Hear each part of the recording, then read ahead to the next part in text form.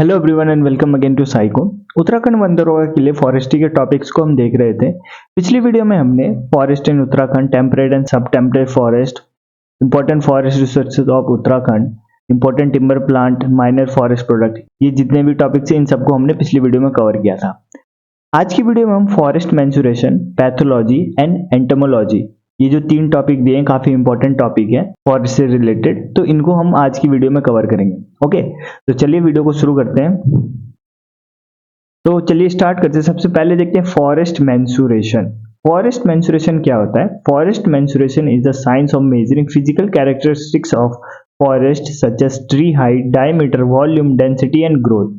Okay, तो forest mensuration में क्या करते हैं हम? जंगल हो गए या फिर वृक्ष हो गए, उसकी हम भौतिक विशेषताओं में क्या क्या आ गया? उसकी ऊंचाई होगी, वृक्ष की ऊंचाई, व्यास, आयतन, घनत्व और पेड़ में कितनी वृद्धि हो रही है, इन सबको जो मापते हैं उसी को हम बोलते हैं फॉरेस्ट मेंसुरेशन।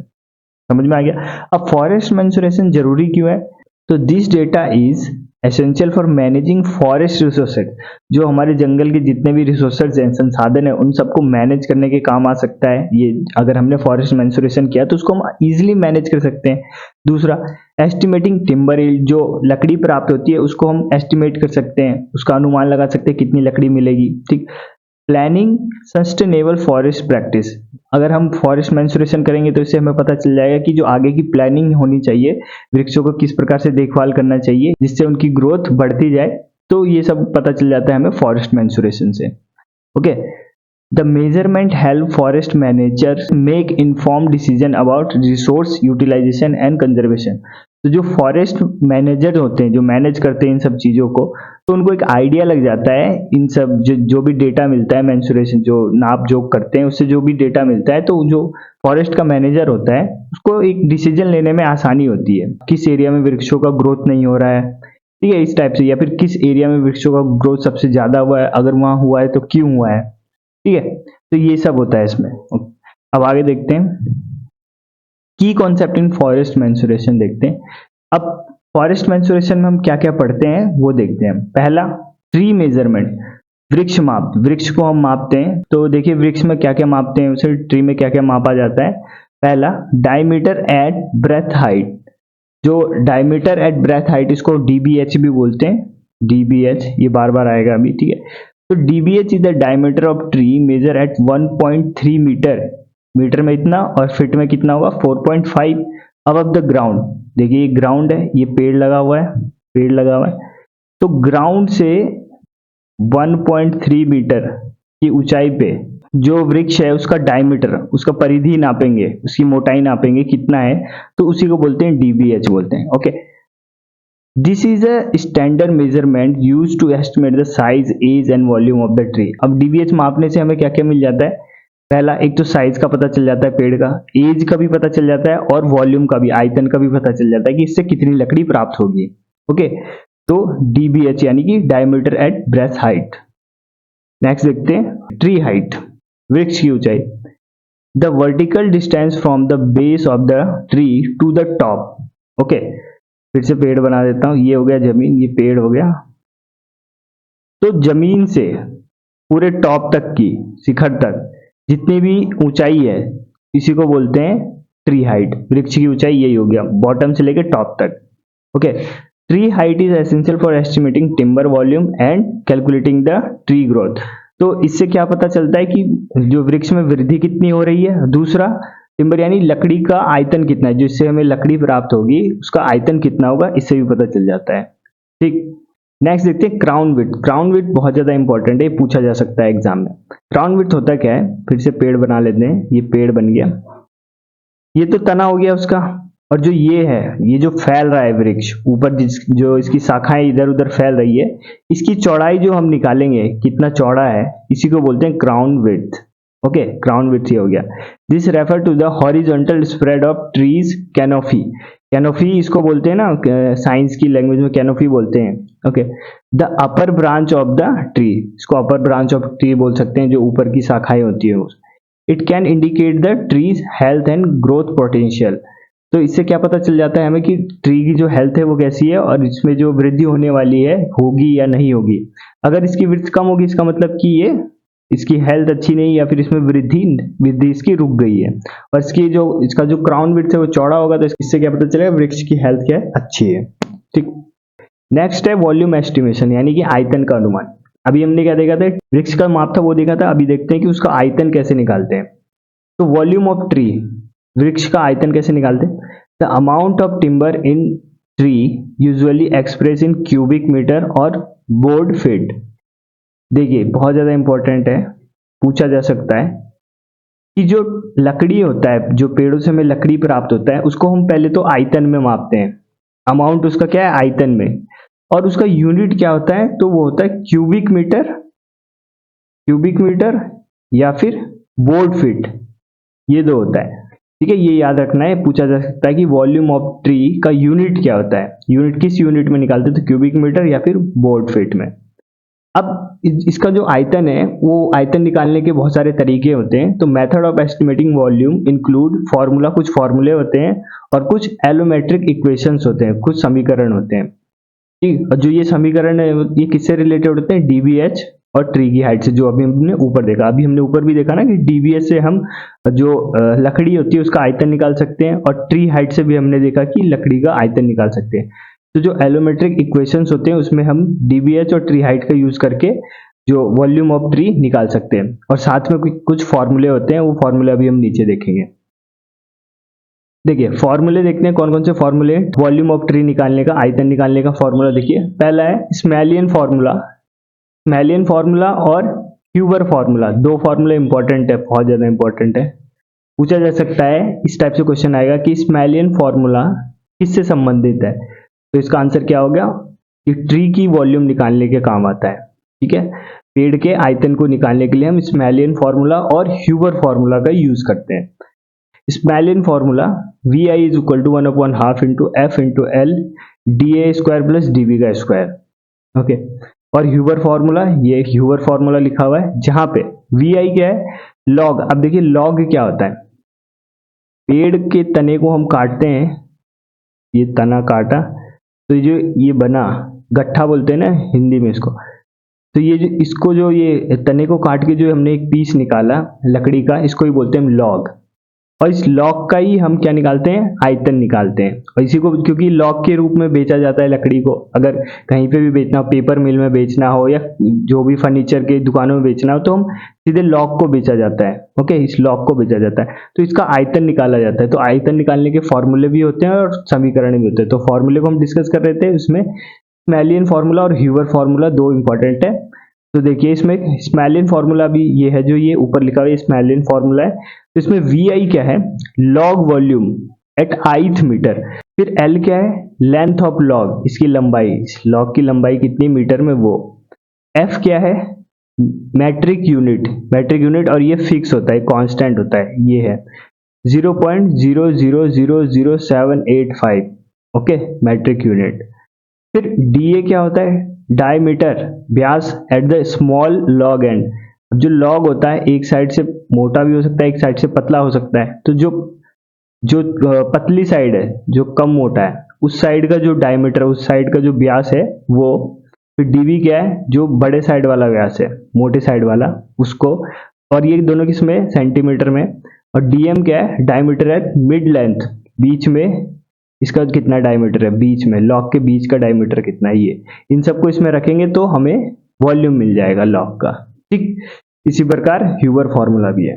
ओके, अब इसको ज्यादा डेप्थ में देखने की जरूरत नहीं, अगर एग्जाम में आएगा भी तो ऊपर ऊपर से पूछा जाएगा। फिर भी आपको फॉर्मूला याद होना चाहिए, और फॉर्मूले में जो ये वैल्यूज हैं ये पता होना चाहिए कि वी आई क्या है, एफ क्या है, एल क्या है। ओके, ये सब पता होना चाहिए। आगे देखते हैं एलोमेट्रिक equations. These are used to estimate tree biomass and volume based on the relationship between tree size, DBH and height and its total volume। तो इसका उपयोग वृक्ष के जैव मास यानी कि बायोमास निकालने में और आयतन निकालने में किया जाता है। ठीक है, और ये किस पर आधारित है, तो डीबीएच, जो पेड़ का डीबीएच अभी ऊपर देखा, और ऊंचाई पे। ठीक है, पेड़ का डीबीएच और ऊंचाई चाहिए, तो इससे हम पेड़ का जो कुल आयतन है वो हम निकाल सकते हैं एलोमेट्रिक इक्वेशन से। ठीक, समझ में आ गया। अब आगे देखते हैं फॉरेस्ट मेंसुरेशन में थर्ड पॉइंट देखिए हम क्या पढ़ रहे हैं, स्टैंड डेंसिटी। स्टैंड डेंसिटी मतलब कि ऊर्ध्वाधर घनत्व। ऊर्ध्वाधर घनत्व, ऊर्ध्वाधर घनत्व क्या होता है या फिर स्टैंड डेंसिटी क्या होता है? Stand density is a number of tree per unit. देखिए एक हेक्टेयर में जितने भी पेड़ लगे हैं उनकी संख्या को ही स्टैंड डेंसिटी बोलते हैं। एक हेक्टेयर हमने भूमि लिया, उस भूमि में जितने भी पेड़ लगे हुए हैं उनकी संख्या को क्या बोलते हैं? स्टैंड डेंसिटी या फिर ऊर्ध्वाधर घनत्व बोलते हैं। Okay, it help in determining the potential of forest stand for timber protection and biodiversity. इससे क्या पता चल जाएगा हमें कि लकड़ी कितनी मिलने वाली है और वहां की बायोडाइवर्सिटी के बारे में हमें पता चल सकता है। ठीक, नेक्स्ट है स्टैंड स्ट्रक्चर या फिर ऊर्ध्वाधर संरचना।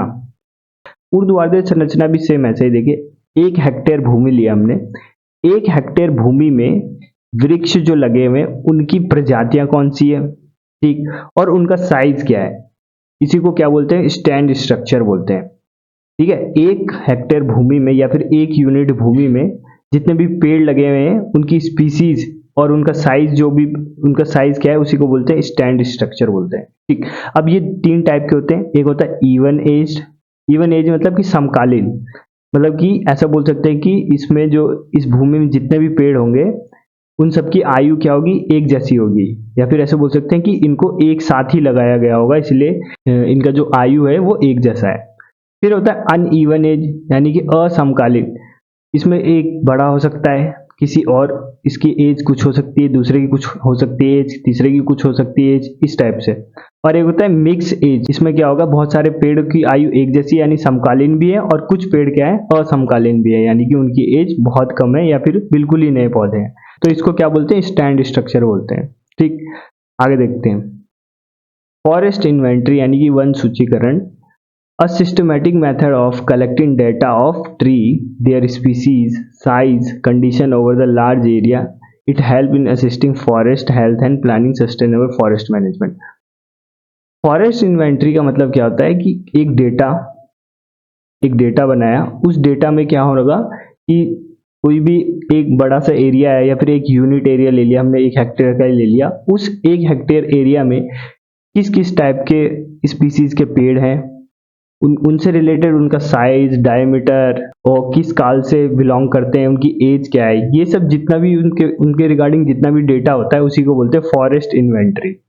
ठीक है, तो फॉरेस्ट इन्वेंट्री आपको समझ में आ गया, एक प्रकार का डेटा होता है जिसमें फॉरेस्ट या फिर वृक्ष से संबंधित जितनी भी जानकारी होती है वो सब इसमें लिखी हुई होती है। अब आगे देखते हैं टेक्निक यूज्ड। अब हम फॉरेस्ट मेंसुरेशन में क्या क्या टेक्निक यूज करते हैं या किन किन टूल्स का यूज करते हैं वो हम देख लेते हैं। सबसे पहले टेप और कैलिपर। टेप वही इंच टेप होता है जिससे हम हाइट नापते हैं, टेप वही हो गया। Look like tape and caliper are used to measure the girth of और डीबीएच ऑफ ट्री। अब देखिए जो टेप होता है उससे तो हम हाइट नापते हैं, और जो कैलिपर होते हैं, कैलिपर इससे हम डीबीएच, पेड़ का डीबीएच है उसको मापने के लिए हम किस चीज का यूज करते हैं? तो कैलिपर का यूज करते हैं। अब आपको एक काम करना है कि जितने भी इसमें टूल हैं जो आपको समझ में ना आ रहे हैं कि कैलिपर क्या होता है, तो उसको आपको गूगल पे डालना है, उसकी एक बार फोटो देख लेनी है। फोटो देखने से क्या होगा, आपको याद हो जाएगा कि अच्छा ये होता है कैलिपर। ठीक है, तो कैलिपर का यूज हम किस लिए करते हैं? डायमीटर बोले या फिर डीबीएच को नापने के लिए हम कैलिपर का यूज करते हैं, और टेप से क्या हाइट का मेजरमेंट करते हैं। ठीक, आगे देखते हैं थियोडोलाइट। थियोडोलाइट क्या होता है? These are the precision instrument used to measuring the angle and the height of tree. ये आपने देखा होगा जो सिविल इंजीनियर्स होते हैं जो ऐसे इसमें देखते रहते, दूरबीन टाइप का होता है, ट्राइपॉड टाइप का होता है ना, रोडों पे भी लगा के, जहाँ पे पुल का निर्माण होता है या फिर ज्यादातर रोडों पे आपने देखा होगा कि जो सिविल इंजीनियर होते हैं इसमें देखते रहते हैं, दूरबीन टाइप का होता है छोटा सा। ओके, तो इसको बोलते हैं हम थियोडोलाइट। थियोडोलाइट इससे क्या करते हैं? हम एंगल का मेजर करते हैं, एंगल का मेजर करते हैं, पेड़ का एंगल कितना झुका हुआ है, और पेड़ की हाइट भी इससे हम मेजर कर सकते हैं। ठीक, नेक्स्ट है रिमोट सेंसिंग। अब क्या है, हम रिमोट सेंसिंग का यूज करते हैं, सैटेलाइट का यूज करते हैं पेड़ों का डेटा कलेक्ट करने के लिए। Okay, the use of satellite imaging और drone to access forest cover, tree density and health from a distance. Satellite हो गया या फिर ड्रोन हो गया, इनसे ही हम फॉरेस्ट कवर देख लेते हैं, कितना फॉरेस्ट है, कितना फैला हुआ है, वन क्षेत्र कितना है, डेंसिटी कितना है, हैं कि कितने नंबर ऑफ पेड़ हैं एक पर्टिकुलर एरिया में, कितने घने घने पेड़ हैं, उनकी हेल्थ क्या है। ओके, ये सब हम अब कैसे देख लेते हैं, सैटेलाइट से या फिर ड्रोन की मदद से ही देख लेते हैं, वहां पे नापने की जरूरत नहीं पड़ती है। ओके, तो एडवांस हो गया है टेक्नोलॉजी, कुछ ज्यादा एडवांस हो गई तो रिमोट सेंसिंग का हम यूज करते हैं। अब आगे देखते हैं, ये हो गया हमारा फॉरेस्ट मेंसुरेशन था। अब नेक्स्ट जो टॉपिक है वो है फॉरेस्ट पैथोलॉजी, वन रोग विज्ञान। Forest pathology is study disease affecting tree and plant in forest. जो फॉरेस्ट है, जंगल है, उसमें जो पेड़ होते हैं उनको जो भी पैथोजन यानी कि रोगजनक, जैसे कि हमने पिछली वीडियो में भी देखा था एग्रीकल्चर वाले में, फंगस हो गया, बैक्टीरिया हो गया, वायरस हो गया, इन सब की वजह से जो पेड़ों को बीमारियां होती है उसका जिसमें हम अध्ययन करते हैं उसी को बोलते हैं फॉरेस्ट पैथोलॉजी। ओके, तो देखते हैं फॉरेस्ट पैथोलॉजी मेन चीज इसमें क्या है। टाइप ऑफ फॉरेस्ट डिजीज, तो कौन कौन सी डिजीज होती है फॉरेस्ट में, पेड़ों में या फिर जंगल में कौन कौन सी डिजीज होती है वो देखते हैं। फंगल से देखते हैं सबसे पहले, कवक के द्वारा कौन कौन सी बीमारियां होती है। Fungus disease are most common and cause various tree health issue. तो जो सबसे कॉमन बीमारियां जो होती है पेड़ों में वो होता है फंगस की वजह से। ओके, फंगस के वजह से होता है। और कौन कौन सी बीमारी होती है, अगर आपने एग्रीकल्चर वाला देखा होगा तो अभी आपको रिकॉल होगा, जैसे रूट रॉट डिजीज जो होता है पेड़ों में, वो किसके वजह से होता है, फंगस की वजह से होता है। और ये क्या करता है, रूट, जैसे यहाँ रूट लिखा तो ये रूट को सड़ा देता है या फिर रूट को इफेक्ट करता है जिससे पेड़ मर जाता है। ओके, तो रूट रॉट डिजीज फंगस की वजह से होता है। रस्ट, बताया था मैंने आपको, जहां भी रस्ट मिल जाए तो यानी वो किससे होगा, फंगस से होगा।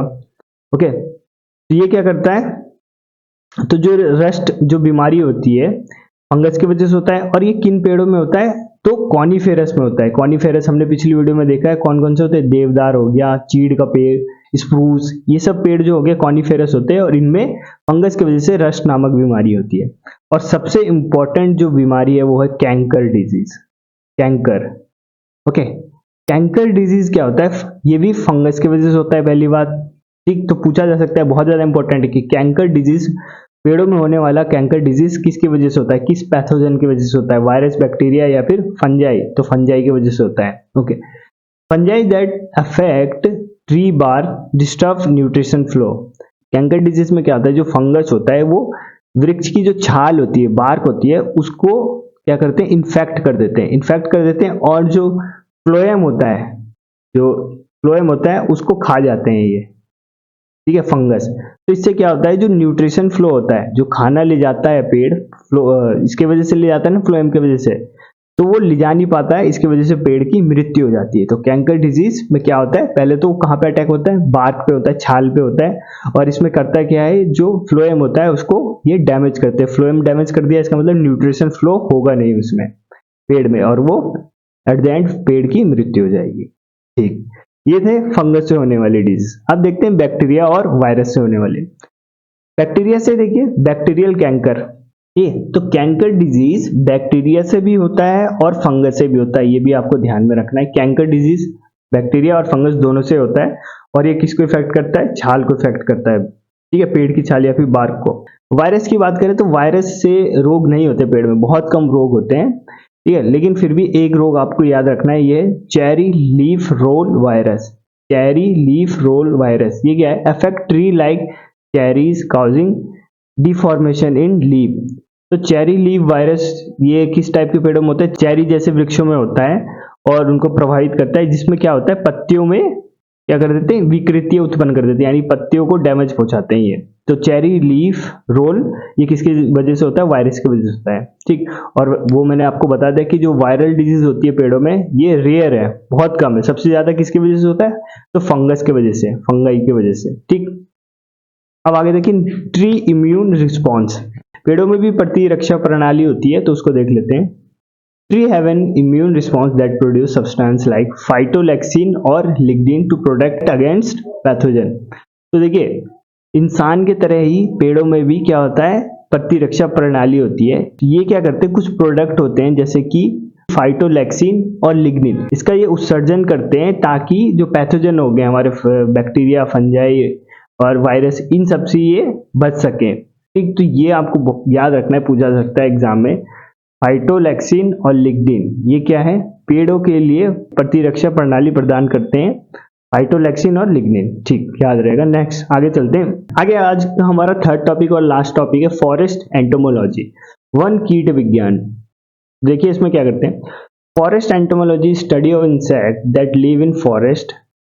तो फॉरेस्ट एंटोमोलॉजी में हम कीड़ों का अध्ययन करते हैं जो जंगल में रहते हैं। Some insect are beneficial like pollinators and decomposer while other are harmful pest. तो कुछ कीड़े जो होते हैं पेड़ के लिए लाभकारी होते हैं, जैसे कि पॉलिनेटर हो गया, पॉलिनेटर यानी कि परागकण करता, जो कि एक पौधे से दूसरे पौधे में क्या लेके जाते हैं, परागकण को ले जाते हैं, जिससे रिप्रोडक्शन की प्रक्रिया होती है।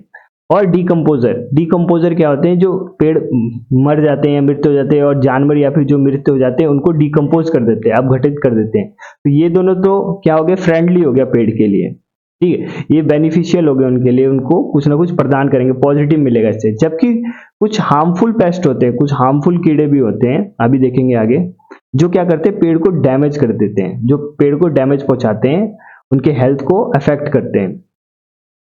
ठीक, तो देखते हैं टाइप ऑफ इंसेक्ट, कीड़ों के प्रकार दो प्रकार के होते हैं, एक तो जिनसे पेड़ों को लाभ मिलता है और दूसरा जिनसे पेड़ों को हानि पहुंचती है। तो पहला देखते हैं पेस्ट इंसेक्ट यानी कि हानिकारक कीट। पहला इसमें bark beetles, these insect infest tree bark often causing the death of tree. ये क्या करते हैं, जो वृक्ष की छाल होती है उसको इफेक्ट करते हैं और वृक्ष की मृत्यु का कारण भी बन जाती है। Okay, bark beetle. नेक्स्ट देखिए डेफोलिएटर्स, कैटरपिलर्स होते हैं जो पत्ती खाते हैं। अब पत्ती खाएंगे तो इससे क्या होगा, पेड़ की कमजोर हो जाएगा क्योंकि वो फोटोसिंथेसिस कर नहीं पाएगा, ठीक है, पत्तियों की कमी होने के कारण। तो ये डेफोलिएटर्स क्या होते हैं, कैटरपिलर्स होते हैं जो पत्तियां खाते हैं। ठीक, फिर वुड बोरर्स क्या होते हैं, insect that burrow into wood damaging the structure of tree. ये कीट क्या होते हैं, लकड़ी में घुस जाते हैं अंदर, मतलब उसमें छेद बना देते हैं, जो पेड़ होता है ये उसके तने में बिल्कुल आर पार चले जाते हैं या उसमें बहुत गहरा छेद बना देते हैं। इससे क्या होता है, वही फ्लोएम और जाइलम और फ्लोएम डिस्ट्रॉय हो जाएंगे। उससे क्या होगा, जो न्यूट्रिशन है वो पेड़ में जा नहीं पाएगा अच्छे से और लास्ट में पेड़ क्या हो जाएगा, मर जाएगा। ठीक, तो ये तीन क्या हो गए हमारे पेस्ट इंसेक्ट हो गए जो हानिकारक होते हैं, बार्क बीटल, डेफिलेटर्स और वुड बोरर्स। ठीक है, बार्क बीटल क्या करते हैं, बार्क को या फिर छाल को हानि पहुंचाते हैं। डेफिलेटर क्या करते हैं, या कैटरपिलर बोलेंगे, जो क्या करते हैं, पत्तियों को खा जाते हैं। और वुड बोरर जो कि छेद कर देते हैं पेड़ में। ठीक है, अब आगे देखते हैं जो बेनिफिशियल होते हैं, लाभकारी कीट कौन कौन से होते हैं, पॉलिनेटर्स, परागकण करता, इंसेक्ट लाइक बीज, बी हो गए मधुमक्खी, बटरफ्लाई तितलियां, that help in the pollination of tree and plant. मधुमक्खी हो गई और बटरफ्लाई हो गई, ये क्या करते हैं, परागकण को एक पेड़ से दूसरे पेड़ तक ले जाते हैं और रिप्रोडक्शन की क्रिया में हेल्प करते हैं। ठीक, पॉलिनेटर। दूसरा देखिए डिकम्पोजर, इंसेक्ट लाइक एंट, चींटी हो गया, बीटल्स हो गए, that break down dead plant and animal material contributing to nutrition cycle. ठीक, तो ये क्या करते हैं, जो पेड़ मर जाते हैं या फिर एनिमल जो मर जाते हैं उनको डिकम्पोज कर देते हैं, उनको अपघटित कर देते हैं। फिर अपघटित कर देते हैं तो पेड़ उनको एक ऐसा न्यूट्रिशन के रूप में या फिर न्यूट्रिशन के रूप में उनको ग्रहण कर लेता है। ठीक, ये भी पेड़ को हेल्प करते हैं।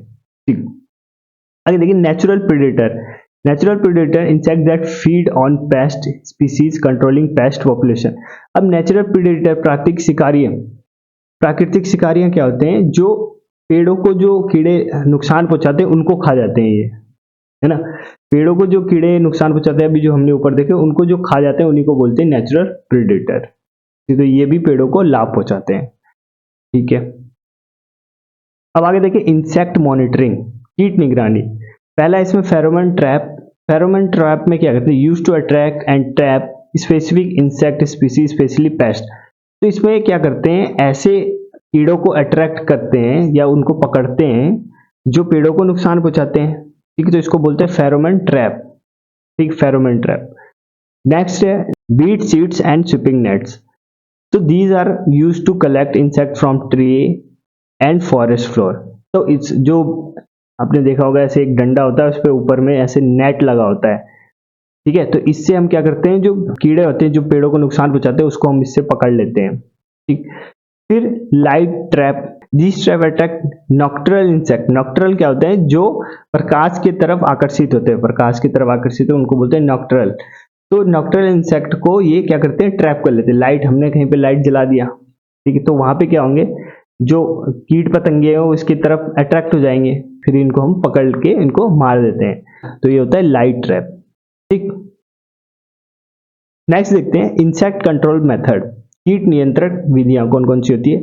पहला है chemical control, use of insecticide, जो कीड़ों को मारने वाली दवाई होती है उसका उपयोग कर सकते हैं हम कीड़ों को मारने में। ओके, तो ये केमिकल कंट्रोल हो गया। दूसरा देखिए biological control, the introduction of natural predator. Biological control में क्या करते हैं हम, नेचुरल प्रेडेटर हमने देखा ना, जो ऐसे कीड़े भी होते हैं जो उन कीड़ों को खाते हैं जो पेड़ों को नुकसान पहुंचाते हैं, तो उनको हम वहां पे छोड़ देंगे जहां पे ज्यादा कीड़े हैं, तो वो उनको खा जाएंगे। ठीक, तो इसी को बोलते हैं बायोलॉजिकल कंट्रोल। अब बायोलॉजिकल कंट्रोल का एक एग्जांपल दिया हुआ है, जैसे कि एफिडस होता है। एफिडस के बारे में पहले भी बताया था मैंने। एफिडस क्या होता है, एक कीड़ा होता है जो पेड़ों को नुकसान पहुंचाता है। तो इसको कंट्रोल करने के लिए हम क्या कर देते हैं, लेडी बग को छोड़ देते हैं। लेडी बग ये भी एक कीड़ा है, इसको छोड़ देंगे तो लेडी बग क्या करेगा, एफिडस को खा जाएगा। ठीक है, तो इसी को बोलते हैं बायोलॉजिकल कंट्रोल। ठीक,